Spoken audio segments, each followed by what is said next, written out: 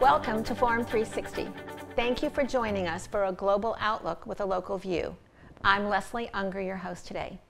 Today, we both look back and we look forward with another gem in the tapestry we call Northeast Ohio, the Cleveland City Club, the first and perhaps the only citadel of free speech in the country.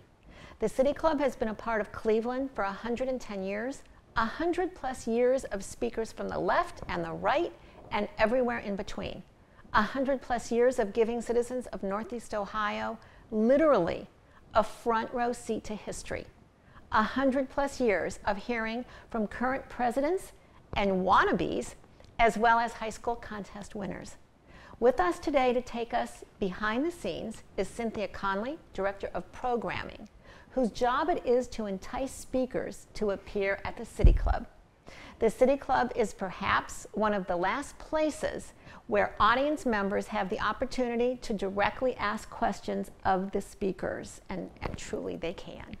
Carl Stokes, Hubert Humphrey, Joe Biden in 1973, Cesar Chavez, Jimmy Carter, the list goes on of people who have appeared at the City Club podium. Thank you to Cynthia for joining us and all of you today. So I thank you. Thank you for having me. This is great. Yeah. I want you to help me create a timeline for the last 50 years, way before you were born. Okay, or I was a member. What made the City Club a must-stop? From what you understand, what made the City Club a must-stop for speakers with a message? Well, it's a storied institution. It's been around. We're now in our 110th year.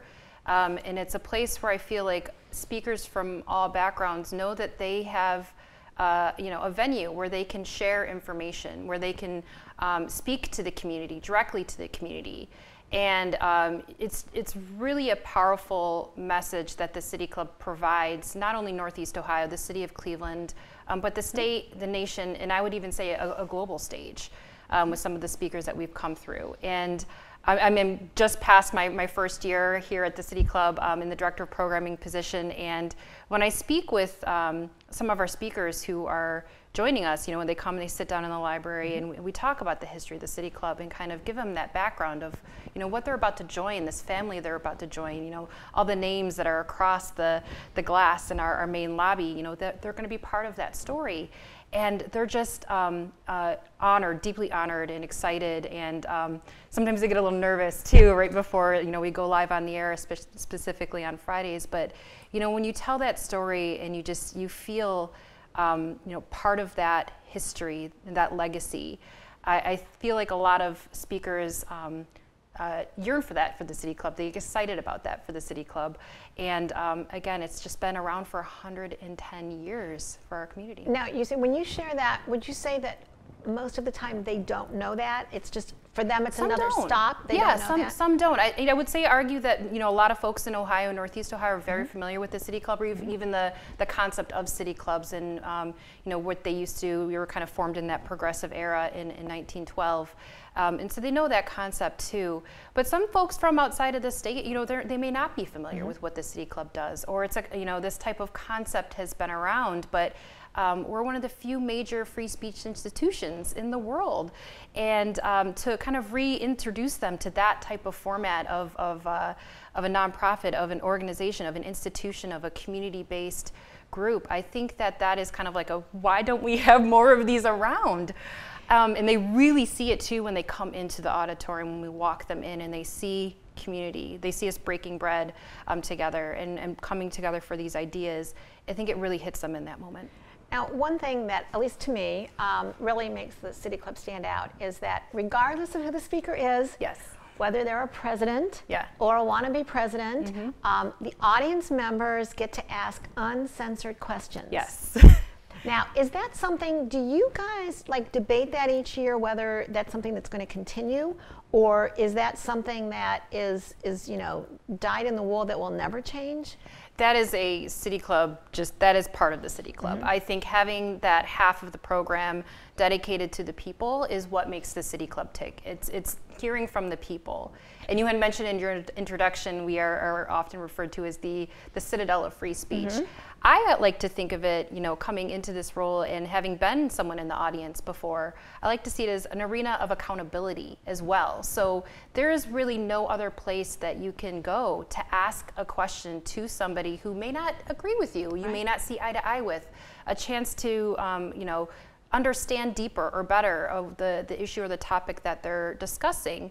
And there's just really no other place to do that. And one example I like to bring up when I was younger was, I don't know if you recall the first time you've ever written a letter to your elected leader. I was 10, and it was I grew up in Michigan, so it was to then Governor John Engler, and he was threatening to eliminate something called the Michigan Indian Tuition Waiver, which was a state-based grant based on some treaty rights that we had for my tribe in northern Michigan.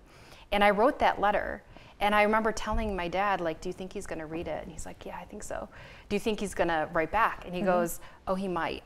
Do you think he's going to want to talk and meet with me about it? And he goes, I don't know. And so as a 10-year-old, for like months, I was like just dreaming about the opportunity to talk with my governor. And surely if I could just explain to him or ask him a question, he would understand and change his mind. This is the mind of a 10-year-old, right?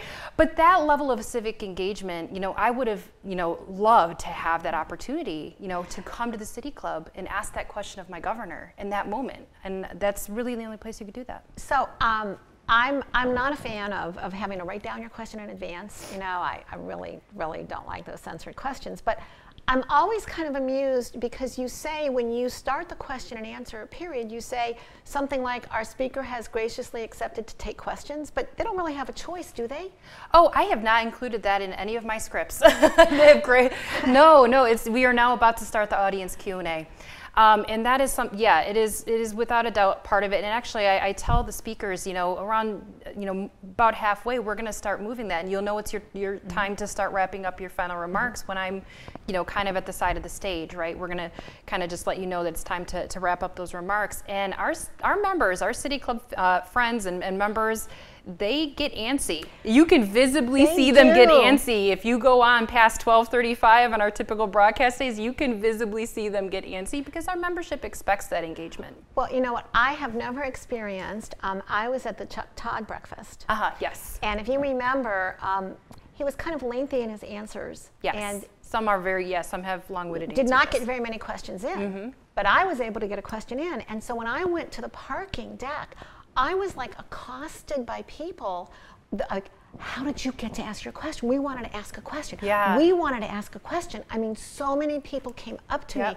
We wanted to ask a question. So can you talk at all about, like, why is that so important to people? Because it's an opportunity to ask something of your elected official without that kind of like talking point response, right? Particularly for electeds. I think for those who are looking to take up an elected position, for community leaders, a point to kind of get the inside scoop or what's going on, or this is what I'm seeing in my community. What can you do to help? And it's really the only opportunity you can do that in our city, in our state. And those questions, we actually were very clear too now in our scripts that you keep it short and to the point and make sure it's actually a question. Exactly. and people have to understand, like, the audience will start yelling at you if you try to make a statement. They have. Some of our old timers be like, get to the question. Yes. And I don't fault people. I think especially for some topics that are really moving or even controversial or heavy, right? I think in that it's a natural human emotion to want to connect with the person you're speaking with. So when you get to that microphone, you may have like a little bit of a story or a little bit of like ground setting context. And that's fine and that's fair. But yes, we do have like a line of questions to get through. I love when they go get to the question. Yeah, so we try to hustle them up and get to the point. But also we want to make space for people to have those authentic moments. When you reflect on the history of the City Club, who are some speakers that stand out that you may have been before your time, but are there any speakers that have become kind of a part of the history of the City Club that they came here? Absolutely. This is a really, kind of obvious answer for me, and that's Bobby Kennedy. And it was April 5th, 1968, the day after MLK was murdered. And he had, the day after he had stood on that on that pickup truck. Yes. In yes. Indiana. Yes. Yeah, in Indiana, correct. And so he, from what I was told, had canceled all of his speaking engagements after that, except the City Club. And so he came and he delivered, it was a very brief speech compared to what we typically hear, but it is now considered one of the best speeches in modern history, the mindless menace of violent speech. And he was speaking about, the menace of violence, but also the violence of poverty, the violence of ignorance and greed, the violence of racism. And these things that, we heard him say then, but still resonate today. And I think that's the importance of continuing to have these conversations. And actually, that was one of the only moments where we did not have the audience Q&A. And it was back in 1968. He did not take any questions at that point. And honestly, I don't know if it would have been appropriate either, right? Considering what was happening. As a communication coach, there is a video of him at Columbia University, and he is running for Senate. Yeah. And he gives a very, he doesn't really speak at all, he just takes questions. And he is like the prototype that anyone should study for how to answer a question. Yeah. He's amazing, amazing. And so now, is there video of that? Or there is, actually. Video? There is video of it. It's on our archives. Almost all City Club's forums that we have are in our archives, our video. And this particular speech showed up recently in Hollywood. It was on the TV during the film Elvis.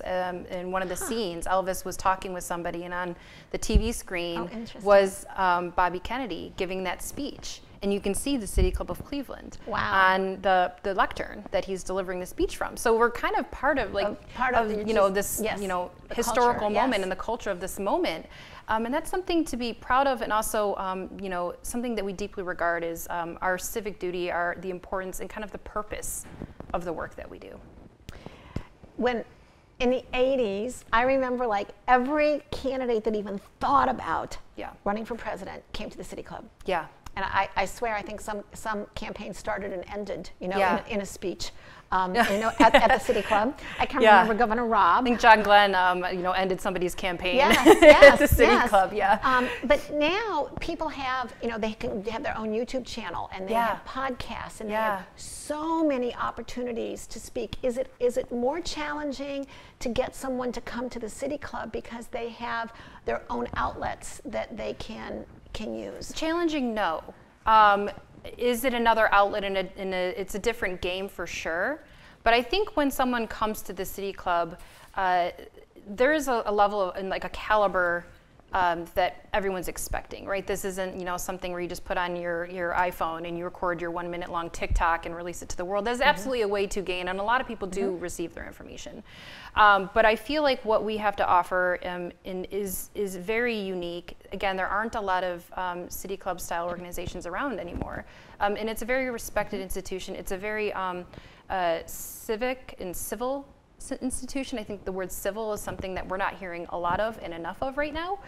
And I wouldn't say that it's been more of a challenge to speak with people. And I think that also it's not just, get your information out there. It's what does this provide to the people and to the community?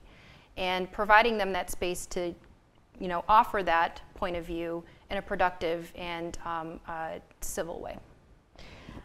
Today we are talking with Cynthia Connolly, Program Director at the Cleveland City Club, about that venerable institution and the people that have graced their stage and the reason that they exist for all of us. A few years ago, I read incorrectly the bio on a speaker. And my husband, who's very, very, very much a Zionist, I said, there's a Zionist speaker coming to the City Club. Do you want to come? And on the way up there, I realized he was an anti-Zionist. I have a correction to make here. I just have to prepare you. But can you talk about, I'm sure that you have speakers that you may not agree with, or that some members of the City Club may not agree with, and how do you walk that line between, the freedom and the podium for them to be able to speak even when you don't agree with them? Yeah. I mean, I think we all have varying, political views or, values and things like that. But I think the question you're getting is when is someone too hot, right? Where is that line drawn? And it's kind of a case-by-case basis, to be honest. We are an organization, we are a 501c3, we have a very strong mission and vision. So it's not whether or not can we book this person. Are they available, can they come? It's what do they have to contribute to this conversation? Is it a different point of view we haven't heard yet? And this goes across the board, right? Like so many people want to talk about, X and Y issue, that's the hot topic right now. And, we can talk something to death, but, what is the new information that we're presenting? What is the different take that we haven't heard yet? And so it's, is that something that they're providing? Is this a different point of view we haven't heard yet? Is this a point of view that is marginalized? And we do that the same thing for a lot of the conversations we have for our BIPOC community members. Is this a voice that hasn't been lifted up yet? And so that's across everything, how we kind of come to that conclusion. And of course, we have an amazing board. When there's a decision that's really tough that we rely on with amazing, civically engaged folks in Northeast Ohio. We have 5 amazing member committees across various sectors: health, education, debate, general programming, global issues, and it's, I think, 122 members of those committees between those 5 committees. And so we're able to kind of gut check and get some feedback too, directly from the community. And so kind of all this goes into play. So when there is that kind of moment where you're like, is this person right for City Club? Is it really meeting that mission and vision of the City Club to create that conversation of consequence, to promote free speech, to be that arena of accountability, not just the citadel of free speech? And so we kind of bring it out, and again, for every single one of the conversations we have, not just the ones that are a little spicy.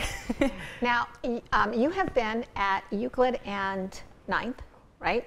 Yeah. It's kind of a maze. You park and you go across the walkway. The walkway, yeah. Yes, it's kind of a maze. It's kind of a maze to get there. But there's some exciting news. Yes, that you have. That just dropped today. This show will air in the next few months, but it's still going to be news. So would you like to share? We announced just today that we will be moving the City Club location into Playhouse Square, actually, in the Dwellworks, where the Dwellworks building is right now, next to the United Way.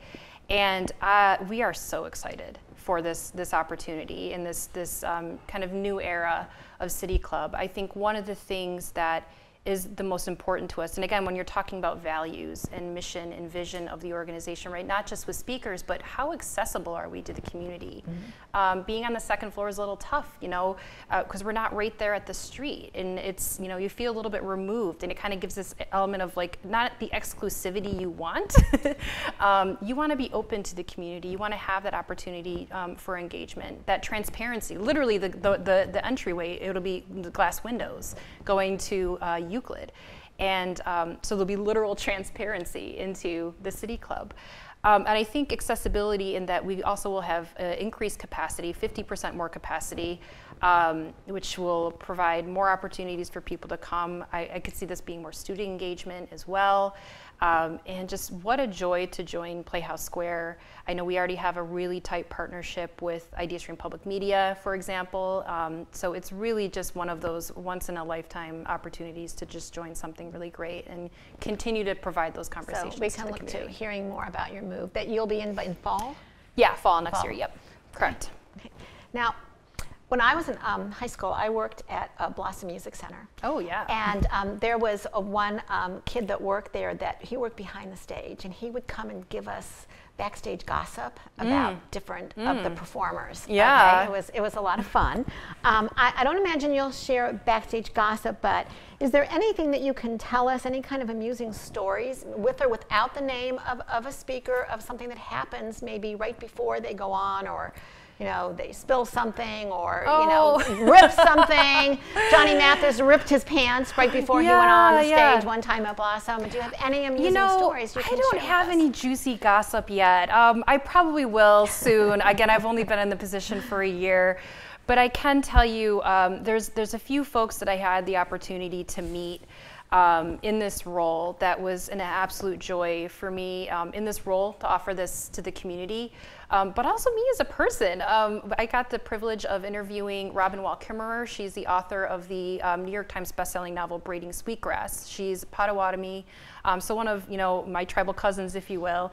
And it was just such an incredible, awestruck moment for me. And I don't typically get very like fangirly around like speakers and things like that, but when you're with somebody and in the presence of somebody who has been a part of something so much bigger than themselves and so much bigger than us, it's really a humbling moment. And to have that privilege and opportunity to interview her was probably one of the highlights, honestly, of my life. But I will say also, Judy Woodruff, we just recently had in conversation with Liz Cheney. What a national treasure. It was really nice to be able to speak with her and, again, provide that space for the community to engage with her. There's a statement on the screen before the program begins, okay, at least on Fridays. I assume on other days, but I know on Fridays, about the land the City Club stands on. Can you explain that statement and why it appears on each program? So that's actually called a land acknowledgement, and it's something that's happening a lot in Native communities, in non-Native communities. Particularly in non-Native communities. They started coming around probably just over a decade ago and really picked up steam over the last half decade. And its original intent is to be a sort of truth and reconciliation process for non-Natives to learn and understand more about the land in which they're standing. It's also an action for non-Natives to do something and find more about the local Native communities and be more involved and proactive in their engagement and relationship with tribal communities. I will say in recent times it has become a little bit co-opted. Some people will ask me, for example, I get probably like 5 emails a month minimum, people asking me to help them write their statements, and I have to explain, like, I can't write that for you. That's your journey. That's your education journey. But it's really meant to be kind of just the self-reflective moment, either as yourself or as an organization. And so I actually helped develop that land acknowledgement with Dan before I even started working at City Club. And it was because we were hosting a conversation about Indigenous people, and they were like, we should probably include this. And it became a standard practice, right, of having that acknowledgement. So I actually helped write that before I started working there, and really wanted to highlight and show Native people as modern people too. You'll notice in our land acknowledgement, it specifically cites the people who are here today. So like, your coworker like me, or your neighbor, your classmate. And really wanted to make sure that we're seen and people understand that you are on Native land. I appreciate that statement. It makes me stop. Every time I see it, it makes me stop and pause for a moment. In the remaining minutes we have left, I'm going to ask you for 2 or 3 word answers. Speaker you would love to have in 2023? Oh my gosh, Secretary Deb Haaland, Secretary of the Interior Deb Haaland. That is my dream. So in 2 or 3 words, because? Because she's the first Native American woman to be sitting in a cabinet position. And she is, we call her Auntie Deb, but she is an absolutely incredible woman. Speaker, it would be tough for you to ask to speak. Tough for me to ask to speak. Oh, geez. I don't know if it would be tough for me to ask anyone to speak, because it's not about me. It's about Would the City Club host Kanye West? Kanye West. It feels a little exploitive at this point. I'm not certain if he's well. Yes. Again, you weren't there all 110 years. Yeah, no, I was not, no. But even in a former life, but most memorable speaker that you would identify in the history of the City Club? I mean, like Bobby Kennedy. I mean, I know we talked about him earlier, but I think it's just such, one of those historic moments that the city was part of and the City Club was part of that is pretty great. Most memorable speaker you attended in person and why? In person, just happened. It was Liz Cheney in conversation with Judy Woodruff. That was probably that will be in our next centennial book. And close to fangirl, right? Yeah, I know it was for me. I personally love PBS NewsHour. I watch it all the time, and I really learned a lot too from Liz Cheney in that afternoon. Her ability to answer with clarity, I was awestruck. Yeah. She could take, these complicated topics and give you one sentence that under had such immense clarity. pressure. And yeah, it was a great, one of my probably more favorite forums we've had recently. Now, my last question, you were named 40 under 40 for the future. Yes. It kind of reminds me of getting an Oscar. Some people say it helps their career. Some people say, it doesn't. But in 2 or 3 words, what does the award mean to you? It means representation, because I'm one of the few Native people in Cleveland to have received it. My husband actually received it too. He's also Native a few years ago. And I also got the top 40 under 40 for Indian country as well that same year. So it was just an incredible honor, and really great to be part of that, legacy again of amazing folks who also received that award. Okay. There may be only a few things that Franklin Roosevelt, Babe Ruth, Ronald Reagan, and Barack Obama have in common.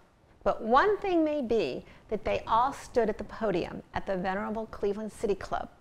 For 120 years, the City Club has consistently brought speakers, and often the controversy that follows them, to the corner of Euclid and 9th. There is no other place in our community, our state, and perhaps the country, where an audience member can pose their question to the speaker and call them to account. We appreciate our guest, Cynthia Connolly, Program Director at the Cleveland City Club. We appreciate you joining us today. I'm Leslie Unger for Forum 360.